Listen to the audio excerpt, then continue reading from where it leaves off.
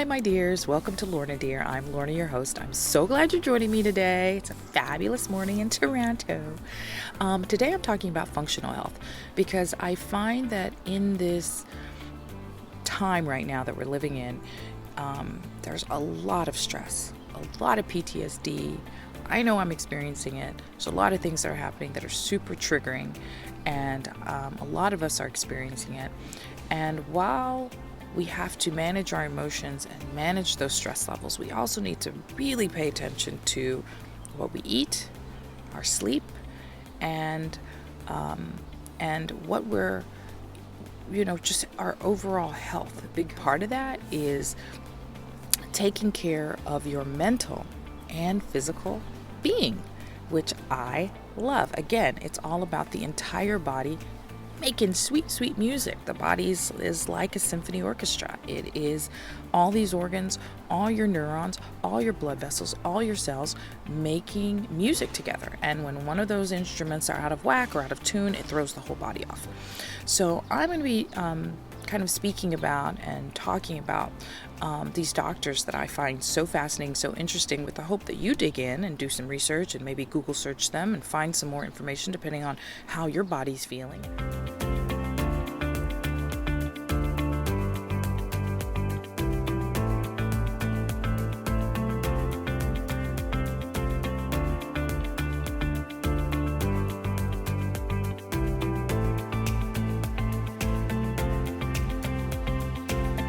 For doctors, what they've discovered is there are ways to reverse different health issues. You can totally reverse it and put your body's constantly trying to heal itself. So basically what these doctors are saying, we found things that you can do to heal your body of pretty much any kind of disease. Radical thought, right? Super radical. But I think that's where medicine is going, and this makes me very excited.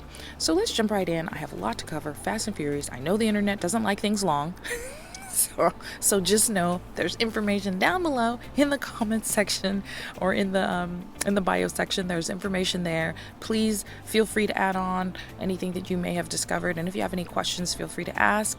I will continue to dig in, and like I said, hopefully in the future we can have one of these doctors, one or more on. So Dr. Hyman, his major tenet, he talks about a lot of things, I will say. There's no major tenet, but what I find the most fascinating about his research is that after speaking with neuroscientists and neurologists, he has discovered that Alzheimer's dementia is like a type 3 diabetes. I know, it's so crazy. It blows my mind. But it's considered now by neuroscientists, based on their studies, that it's type 3 diabetes because of insulin resistance. What insulin is doing not only to the rest of your body, but to your brain. And he also has, through talking to other doctors and collaborating with other doctors and digging in deeper into health, he speaks a lot about how cortisol levels increases when our chronic stress continues. So stress raises cortisol levels. What's cortisol? I'm throwing out a lot of words, guys. Well, it's a chemical that shrinks your hippocampus, which is your memory center. So when your brain shrinks, when that area of your brain shrinks, there's memory loss. You don't know where your keys are. You don't know where your keys are. You don't know where you put your wallet. It's gone. What was that last thought? I don't know. Yeah, it's super scary, but also good to be aware of that there's ways that you can fix that. How can you fix it? Meditation. I know. Sit still for like 5 minutes every day, and somehow your hippocampus grows. I know, right? It does grow. It's facts. If you can meditate regularly, exercise about 20 minutes every day. I'm not talking marathon, and I'm not talking like military style running and skipping and jumping. I'm just saying 20-minute workout, 10 to 15 minutes of meditation. You can grow this hippocampus back and reverse some of those effects of the shrinkage that's brought on by stress and high cortisol levels. You can bring those cortisol levels down. I say down. So that's one of the big things that Dr. Mark Hyman speaks about is brain health. And there's other things you can drink and eat like green tea is powerful antioxidants that you're going to keep hearing about. I mean, all of these doctors are like, green tea, green tea. I have my little notes to the side to make sure I don't get what they're talking about wrong. Because, look, disclaimer, I am not a doctor. I think we know that by now. I'm a writer. I research and I read and I like digging into stuff. And so I'm just giving you information so you can go check it out further. And I would like to have these doctors on in the future. Moving on to Dr. William Li. Dr. Li has a book called Eat to Beat Disease, and it's I mean, this book is so packed. It is so packed. So I'm just going to quickly go through some of his big major things. He goes into very specific foods you can eat to help you overcome a variety of illnesses in very, very minute details. He talks about angiogenesis, which is blood vessel creation and growth, which is important to oxygenating your whole body. You can get that, you can stimulate that blood vessel growth by drinking nettle tea. No. He talks about the microbiome, which is huge across the board. Dr. Stephen Gundry also talks a lot about the microbiome as well. And when I say talk, I mean they dig in and give you like full-on different studies they've read, and they talk about what the microbiome means. I'm just going to give you a quick, brief summary. The microbiome is in your gut. It is your full gut. Your gut is like the Amazon forest of your body. It's like they found like everything is connected to your gut. So when you have gut problems, you have brain problems. You have problems everywhere. So it contains 39 trillion different types of bacteria. They found that antibiotics is like the worst thing you can do for your gut and your microbiome. It's just like a napalm, just like. So at all possible, you want to avoid taking antibiotics and try and just allow your body to heal. A lot of times, the only time you need an antibiotic is when you have a true bacterial infection. So ask your doctor. And I will, like, just to backtrack, Dr. Mark Hyman said this, and I really appreciated it. He says doctors don't learn about nutrition in medical school. Doctors don't learn about nutrition in medical school. And so if they didn't learn it, it doesn't exist to them. And I was like, yes, because I, like you, probably have gone to your doctor, have presented something more holistic, and they're like, that doesn't work. It's all hokey pokey. And they want to look at you like you've just entered into a voodoo realm. And it was like, I'm just talking about broccoli. Like, what the heck? So don't be discouraged. If medical schools just don't teach certain things, and if they don't teach it, and doctors don't make it a point to grow and think outside the box, then they're going to be stuck in a very traditional way of thinking. Again, which is why I appreciate these 4 doctors so much, because they've broken out of this traditional way of thinking. They have started practicing medicine and saw, wait, the system is broken. There's a problem in the matrix, and they've set out to fix it, which I love. So check out Dr. William Li's book, Eat to Beat Disease. He talks about foods that help to boost the immunity and protect your DNA. Your DNA isn't just this random strand. It protects you from environmental toxins, environmental pollutions, and helps with stem cell regeneration and cell growth, which is so important to staying healthy. So he recommends mushrooms, any kind of mushroom, but specifically shiitake and oyster mushrooms, dark chocolates with those flavonoids that help fight against free radicals that are cancer causers. So they like hose all that inflammation down, is what polyphenols and flavonols do with free radicals. They just sort of like just like put the hose. That sounded like a sprinkler, right? That sprinkler system, but really it should be like that. It's like a hose on your body and like brings down all that inflammation. And I will talk about anti-inflammatory foods, which is a big deal, because when your body is inflamed, again, in your gut, anywhere where there's inflammation, it inflames your brain. It inflames your brain. How do How do you tame the flame? I'll get into that in a little bit when we get to Dr. Stephen Gundry. He talks a lot about inflammation, but he mushrooms, oyster and shiitake, dark chocolate, which is cacao. You want to try and get that 72% or higher. Dragon fruit, kiwi fruit are huge, and of course we all know about berries, any kind of berries. Those are some big immunity boosting foods. And moving on to Dr. Stephen Gundry. Dr. Gundry is also amazing because he used to be a cardiothoracic surgeon. It's just incredible. And he made some discoveries based on his patients, his heart patients, and was like, wait a minute, you can fix your heart if you eat better and you work out and you meditate. You can solve this problem. So,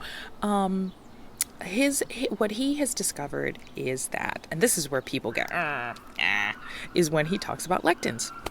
And so he talks about a lot of fantastic things, but I feel like there's some truth to the lectins. Call me cuckoo for Cocoa Puffs, but I think there's truth to some of the lectin talk.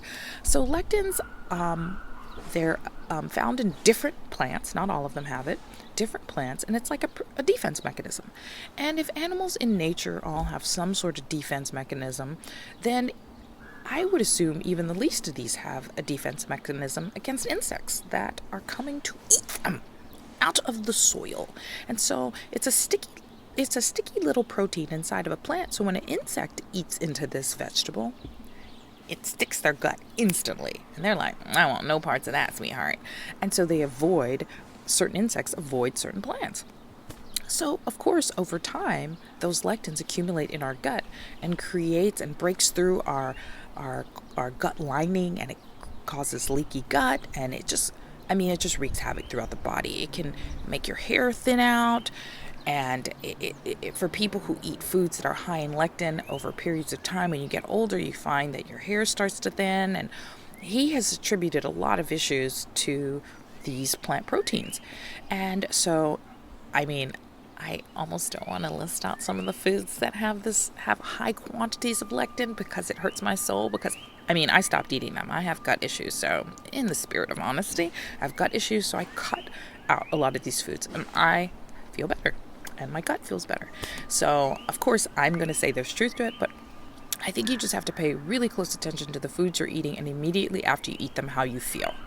Because everybody's body is so different and we react differently to different types of foods. And so I love this idea of food sensitivity markers and taking those food sensitivity tests, because you really should know what is impacting your body versus, somebody else. It's not a one size fits all situation, right? Dr. Stephen Gundry basically discovered that wheat, oats, tomatoes, eggplant are very high in lectin.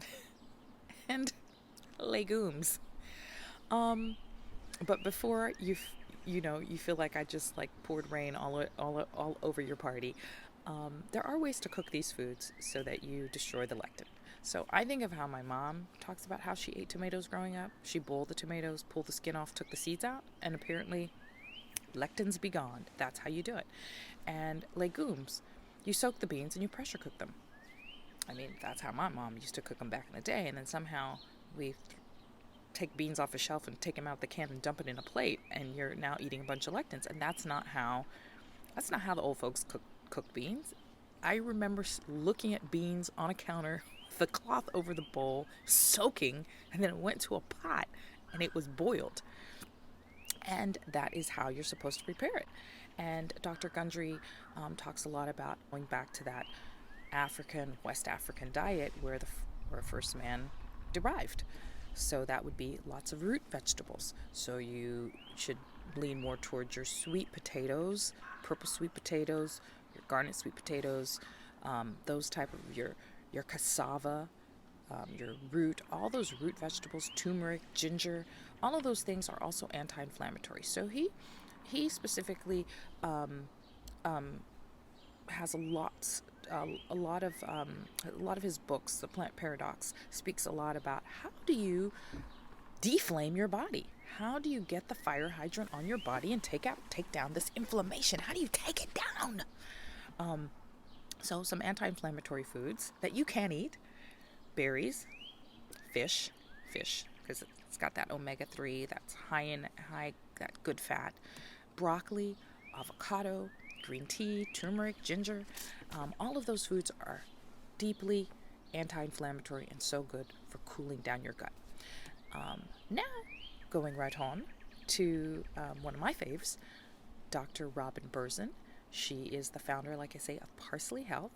It is different medical, it's like a membership, but she has brought in doctors who are like-minded, who also believe in functional health, which is amazing.